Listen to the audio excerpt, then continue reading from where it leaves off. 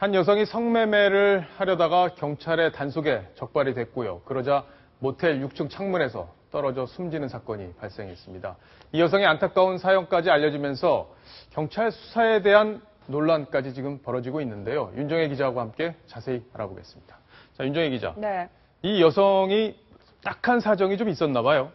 네, 먼저 지난 25일 밤 이 경찰 합동 단속반이 이제 단속을 하니까 창문으로 뛰어내려서 한 여성이 숨졌는데요. 굉장히 젊은 나이였습니다. 20대 초반의 나이예요. 그런데 알고 보니까 7살짜리, 지금 초등학교 1학년에 다니고 있는 딸이 한 명이 있었습니다. 예. 미혼모였던 겁니다. 이 가정 형편이 어렸을 때부터 굉장히 안 좋았다고 해요. 안 좋다 보니까 학교도 제대로 못 다니고 가출을 계속하면서 왔다 갔다 했는데 결국 17살이라는 어린 나이에 임신을 하게 되면서 이제 엄마가 됐습니다. 예. 엄마가 됐는데 이제 딸을 키워야 되고 이제 아버지도 굉장히 몸이 안 좋으셨다고 해요. 그러니까 아버지와 딸을 둘 다 먹여 살려야 되는 그런 처지에 놓이게 된 겁니다. 그러다 보니까 이분이 어떤 선택을 했냐? 고향에서 멀리 떨어진 통영으로 가서 다방에서 일을 하면서 이런 일을 하게 된 겁니다. 하지만 그러면서도 집에다가 꼬박꼬박 생활비 보냈다고 하거든요. 예. 뭐 많게는 100만 원, 적게는 50만 원까지 계속 이렇게 돈을 보내면서 가족들을 부양해오는 그런 삶을 살아왔었습니다.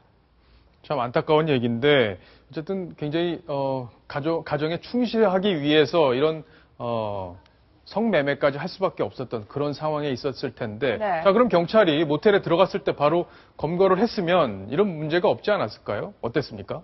사실 근데 그렇게 할 수가 없습니다. 예. 왜냐하면요. 만약에 성매매를 하러 온 여성을 바로 그 자리에서 단속을 하려고 했을 때 이 여성이 이렇게 말할 수 있거든요. 나는 성매매하러 온 게 아니라 그냥 커피 심부름 왔다. 이렇게 주장할 수도 있기 때문에 그렇게 되면 단속을 아예 할 수가 없습니다.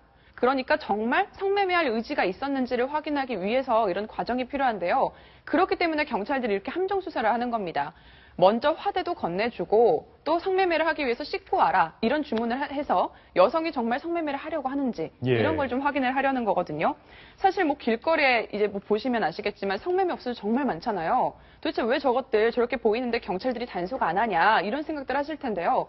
이럴 때는 그렇게 정말 성매매 현장을 덮치던지 아니면은 성매매를 하려는 의도를 확인하는 그런 과정이 필요하기 때문에 사실상 이 현장에 단속 현장에 나가는 경찰들도 굉장히 뭐 애로사항이 많다고 이렇게 토로를 하기도 합니다. 예, 우리 사회가 어렵다 보니까 단속하는 경찰 그리고 성매매 일선에 나갈 수밖에 없는 여성 다 안타까운 상황을 맞고 있는 것 아닌가 하는 생각도 듭니다. 자, 오늘 성문제 해결 전국연대 공동대표인 정미래 씨를 또 한 언론이 인터뷰를 했는데요. 그 내용을 한번 직접 또 들어보겠습니다. 결국 여성만을 표적으로 한 단속이 됐다라고 하는 이것이 이번 단속에 있어서 가장 큰 문제라고 봅니다. 그 외주자하고 성매매 앞선 업주를 단속하고 처벌하기 위한 것이 본이지 않습니까? 그 방식으로 집중하는 상태에서 성매매 단속에 들어가는 것이 맞지. 성범들을 타겟으로 앞장세워서 성매매 단속을 한다. 정말 이건 바뀌어야 된다고 생각하고 있습니다. 예, 사실 뭐 경찰서를 지금 출입을 하고 있기 때문에 이렇게 성매매 단속 현장 동행 취재할 때가 많거든요. 예. 물론 이제 현장 나가면 경찰들 목적이 뭐 성매수남 그리고 알선책 잡는 게 목표인 건 맞아요.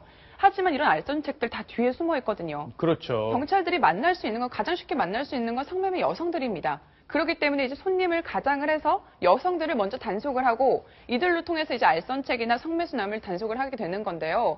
이 과정에 사실 나가면 성매매 여성들 입장에서는 굉장히 놀랍잖아요. 혼자 있는 상황에서 바로 경찰 단속을 맡게 되니까 굉장히 놀라는 경우 저도 많이 봤습니다. 뭐 놀래서 공황장애로 와서 계속 구토를 하다가 응급실을 실려가는 경우도 봤었고요. 심지어는 그 자리에서 실신을 해버리는 경우까지 실신까지요? 있었습니다. 네. 예. 그런 상황을 볼 때 이제 경찰들도 많이 어려움을 좀 토로하곤 하죠. 예.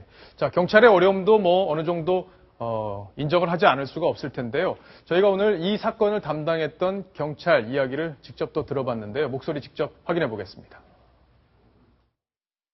예, 최근에 그 통영 지역에 티켓 다방 영업이 좀 성행한다는 그런 민원이 참 많았습니다. 이런 식의 형태, 제가 아까 말씀드린 것처럼 티켓 다방 혹은 전단지 같은 경우에는 그런 식의 수사 기도를 하지 않고서는 단속이 불가능한 상황입니다. 법률적으로 봐서도 그런 법적인 하자가 전혀 없다고 보고 있습니다.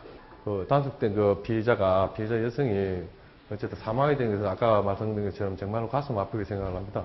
그러나 우리 경찰은 적법하게 들어갔고 또한 또 어떤 다른 강압적인 것은 전혀 없다고 말씀드릴 수 있겠습니다. 지금 가슴 아프게 생각하지만 적법한 절차였다 이렇게 설명을 하고 있는데 조수인 차장, 네. 이 함정 수사의 적법성 어디까지 허용이 된다고 봐야 될까요? 네, 갈수록 이 증거를 확보하는 게 굉장히 중요합니다. 그래서 이 성매매라든지 마약 수사에 있어서는 함정 수사가 굉장히 널리 쓰이고 있는데요.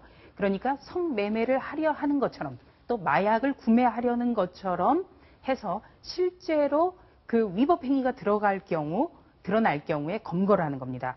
이런 것을 그 법률적 용어로는 기회 제공형 수사라고 합니다. 기회 제공형 수사. 예. 예. 일단 범행 기회를 주고 실질적으로 예상대로 범죄를 저지르는 경우에 한해서 검거해서 수사를 한다. 해서 기회 제공형이라고 하는데요. 일부의 그 함정 수사의 필요성을 인정하는 기류는 굉장히 많습니다. 그런데 이 함정 수사를 어디까지 그 적법하게 규정을 하는 것이 굉장히 중요하다. 그래서 오남용을 막아야 된다. 예. 이런 지적들이 많습니다. 저렇게 모텔을 급습했을 때 저 여성이 창문을 통해서 나갈 수 있는 가능성까지도 아마 생각을 하고 수사를 했으면 더 좋았지 않았을까 하는 그런 아쉽다는 생각이 좀 듭니다. 자, 안타까운 소식이었습니다.